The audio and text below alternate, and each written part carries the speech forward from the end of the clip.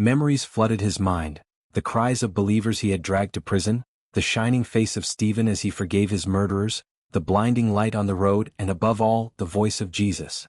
He replayed those words over and over. "Saul, Saul, why do you persecute me? I am Jesus, whom you are persecuting." How could this be? The one he hated most was the very Lord he had been seeking all along.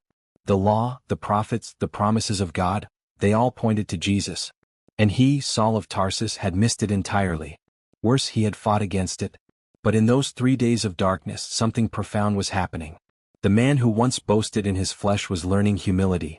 The one who had been blind in spirit was being prepared to see with new eyes. Saul was dying, but Paul was being born. Heaven's plan moves forward. While Saul sat blind in Damascus, another story was unfolding. In the city lived a disciple named Ananias. God would soon call him to play a vital role in Saul's transformation. But that was for later. For now, Saul's world was quiet, broken, waiting. The persecutor had been stopped. The arrogant Pharisee had been humbled. And the man who thought he was fighting for God discovered that he had been fighting against him. The Damascus road had not just changed Saul's journey. It had changed the entire course of Christian history. The one who once tried to destroy the name of Jesus was being prepared to carry that very name before kings, nations, and generations to come. Closing thoughts. The Damascus encounter was not just about light and blindness. It was about grace. It was about Jesus interrupting a life of violence to birth a life of purpose.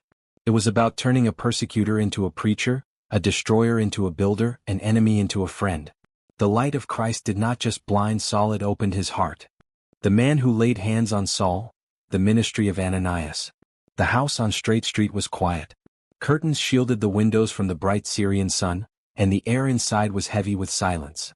Saul sat in darkness, his hands folded tightly, his unseeing eyes staring at nothing.